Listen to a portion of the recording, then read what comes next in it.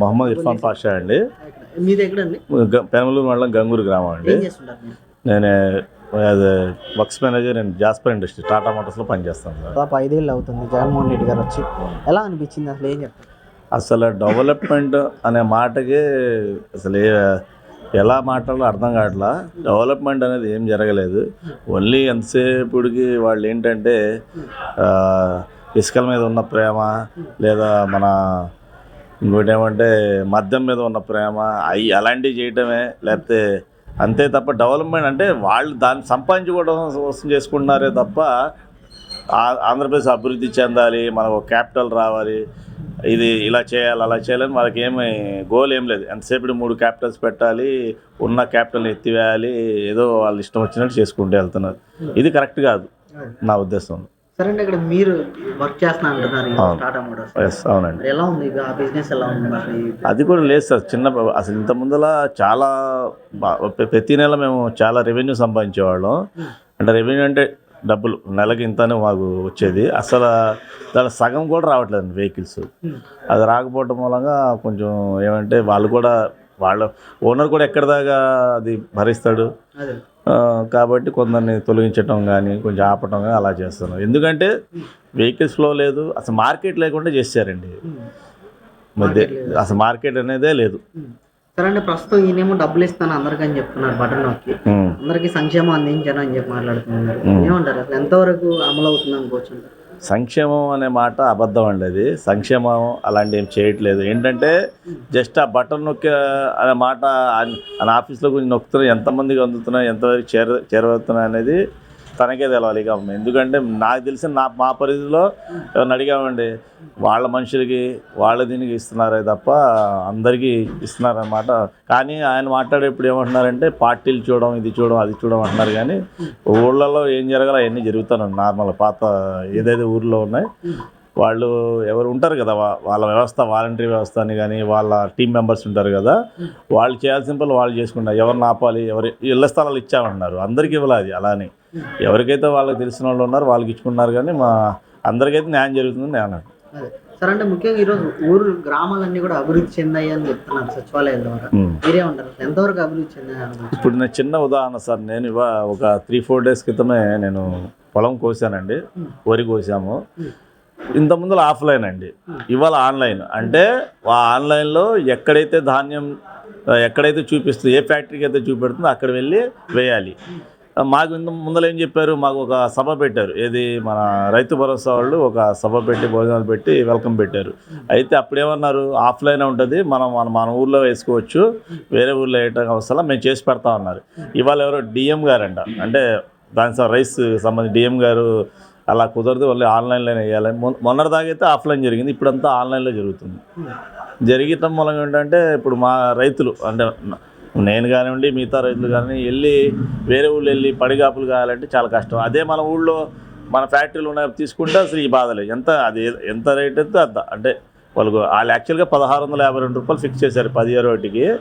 అది వాళ్ళు లేదండి, 1100, 1200, 13 ఆ రేంజ్లో ఇస్తున్నారు తప్ప ఫుల్ ఫ్లెడ్జ్. అంటే కొన్ని నిమ్మశాతం తీసినప్పటికి కూడా వాళ్ళు ఏమన్నారంటే క్వింటాకు వచ్చేసి 1 కేజీ తీసేస్తామని మా మీటింగ్లో చెప్పారు. కానీ ఇవాళ ఏం చేస్తున్నారు, దగ్గర 1652కి 1100, 1200 అలా మొహం మీద పడేసి చేతులు దులిపేసుకున్నారు. అంటే ఇక దళారీ వ్యవస్థ ఎక్కువైపోయింది. గవర్నమెంట్లో దళారీ వ్యవస్థ ఉంది, అంటే వాళ్ళు సహకరించట్లా, పబ్లిక్కి సహకరించట్లా, రైతులకు కానీ పబ్లిక్ కానీ సహకరించట్లేదు. అంటే ఈరోజు ప్రజా వైద్యం మారిందని అంటున్నారు, ఇంటింటికే వైద్యులు వస్తున్నారు సార్, ఆరోగ్య సురక్ష అని అంటున్నారు. ఏమంటారు సార్? ఆరోగ్య సురక్ష అంటున్నారు సార్. ఇప్పుడు అసలు వాళ్ళు గవర్నమెంట్ హాస్పిటల్కి వెళ్తాకే భయపడుతున్నారు ఫస్ట్. ఎందుకు ఏంటంటే అక్కడ వాళ్ళు చూసే ఇది కానివ్వండి, లేకపోతే అక్కడ ఉన్న ఫ్లోయింగ్ కానీ చూసి, ఇప్పుడు ఏంటంటే లేటెస్ట్ కూడా పెట్టామన్నారు. ఏది మన ఊర్లోనే వైద్య క్లినిక్ ఏదో పెట్టామని చెప్పి విన్నా. నేను వెళ్ళలేదు, ప్రాక్టికల్గా నేను చూడలేదు. అయితే అది కూడా ఏదో 1-2 ముందు చూసి కూర్చుంటున్నారు. అంటే ఎవరైనా వాళ్ళ మనుషులను పిలిపించి చెక్ చేసి బాగా చేస్తున్నాను, సాయంత్రం వరకు భోజనాలు ఇలా పెట్టి దులిపేసుకుంటున్నారు. సరే అంటే ఇప్పుడు చూస్తున్నారు కదా, 2 పార్టీలు కలిసి రాష్ట్రంలో జనసేన కానీ తెలుగుదేశం కలిసి వస్తున్నాయి. ఎలా ఉంటుంది అంటారు ఎన్నికలు అనేవి? నాకు తెలిసి భవిష్యత్తు బాగానే ఉంటుంది అనుకుంటున్నాను సార్. ఏంటంటే వాళ్ళు కూడా అండర్స్టాండ్ చేసుకున్నారు, జనసేన వాళ్ళు కూడా ఇప్పుడు మన మిత్రపక్షం కాబట్టి వాళ్ళు కూడా మనకు సహకరిస్తారు, వాళ్ళు కూడా మనకి బాగా ఆదరిస్తారు అనుకుంటున్నాను.